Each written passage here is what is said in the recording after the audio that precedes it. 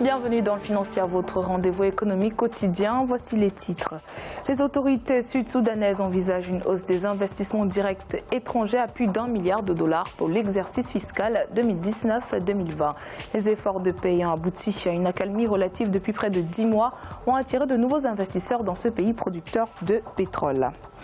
Le Niger perd chaque année plus de 100 000 hectares de terres cultivables sous les effets conjugués de la démographie et des changements climatiques, problématiques que les autorités entendent résoudre grâce à la mise en place de diverses mesures à découvrir dans la suite de ce journal. Et puis en fin d'édition, nous ferons le point sur les marchés boursiers du continent.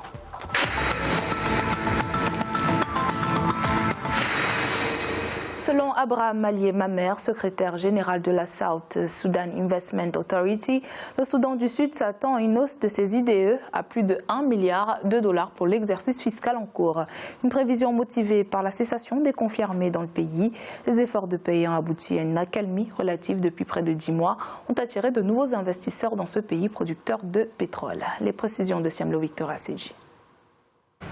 Le Soudan du Sud espère mobiliser un flux d'investissements directs étrangers d'1 milliard de dollars sur l'exercice fiscal 2018-2019. Ces nouvelles prévisions annoncées par l'autorité d'investissement sont 4 fois supérieures aux investissements directs étrangers perçus sur l'exercice 2016-2017, estimés à 250 millions de dollars. C'est un pays qui a des potentiels énormes. Je fais allusion à l'exploitation du pétrole, au minerai, à l'agriculture, mais il faut souligner aussi que les différents pays qui sont partenaires économiques ne cessent d'augmenter d'investissements. Ici, par exemple, je fais allusion à la Chine. Vu la volonté des partenaires économiques, ces prévisions peuvent être atteintes, mais cela reste à vérifier si il y aura un impact sur le simple citoyen. D'après l'autorité d'investissement, cette prévision est motivée par la cessation des hostilités dans le pays. Le retour progressif à la stabilité depuis plusieurs mois a permis d'attirer de nombreux investisseurs, dont près de 400 dans les industries extractives et agricoles. Des mesures d'allègement sont donc annoncées. Le gouvernement ne bloquera pas le rapatriement des dividendes et n'exigera pas de paiement garanti. Les investisseurs auront droit à des exonérations fiscales de 5 ans et les bénéfices réinvestis auront droit à des escomptes. En 2019, la Banque africaine de développement table sur un nouveau repli du produit intérieur brut réel du Soudan du Sud de 2,6%. Toutefois, l'ouverture de 4 points de passage frontaliers avec le Soudan voisin et la mise en œuvre effective de l'accord de paix sont des opportunités vitales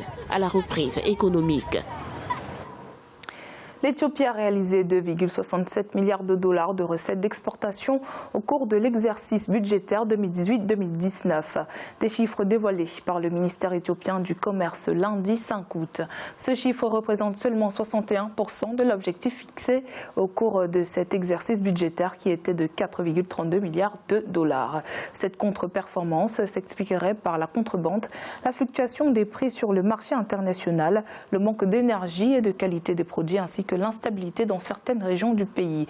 Pour l'exercice budgétaire 2019-2020, les autorités éthiopiennes se sont fixées pour objectif d'atteindre 4,69 milliards de dollars de recettes d'exportation.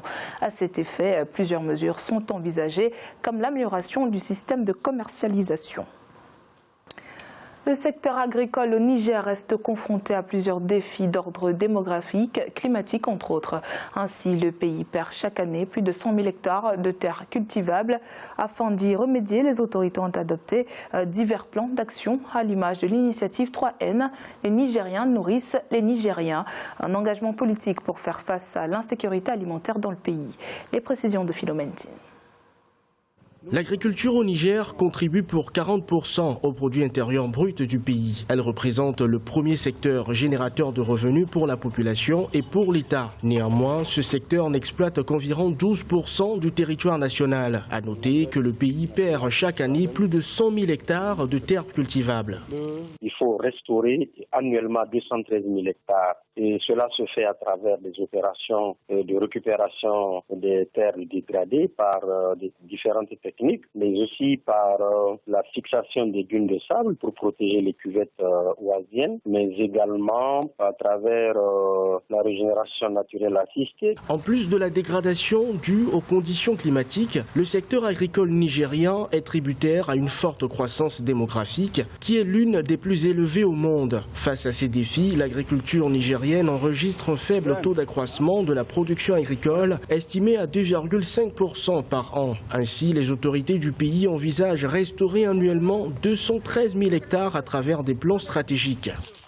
Chaque année, la date de l'indépendance consacrée à une opération de plantation d'arbres et cela donne le coup d'envoi d'une opération de reboisement sur l'ensemble du territoire national. Nous estimons pour cette année pouvoir planter jusqu'à 10 millions d'arbres. Au Niger, plus de 80% de la population dépendent de l'agriculture pour leur alimentation et leurs revenus. Toutefois, la sécheresse et les inondations menacent de plus en plus les moyens de subsistance et la sécurité alimentaire. En outre, sur les quelques 2,7 millions d'hectares de terres arables, 40 000 sont irrigués.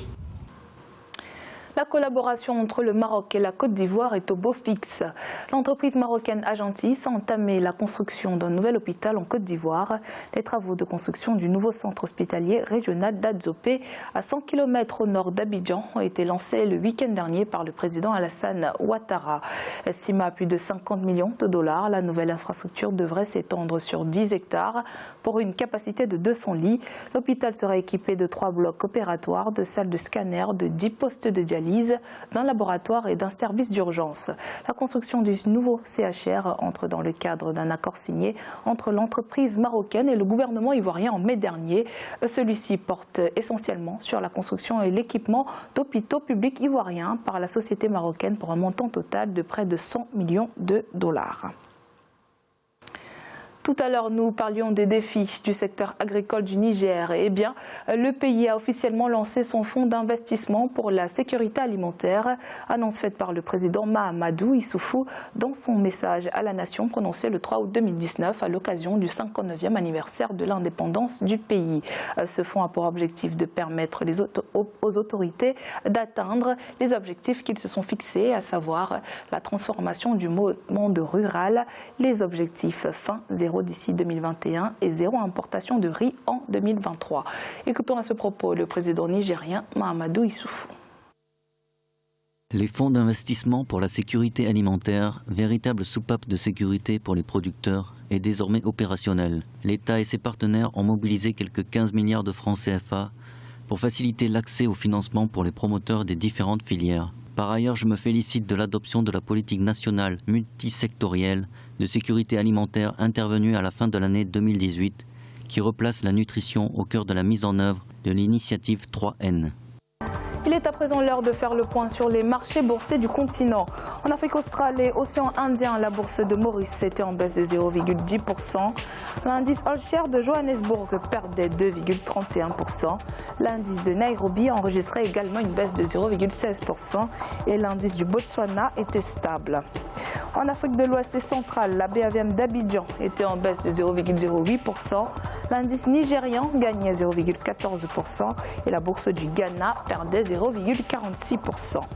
En Afrique du Nord, la bourse de Casablanca était en baisse de 0,18%. L'indice égyptien perdait 0,13% et l'indice tunisien progressait de 0,12%. C'est la fin de cette édition de Financia. Merci de nous avoir suivis. On se retrouve bientôt pour un nouveau rendez-vous de l'économie.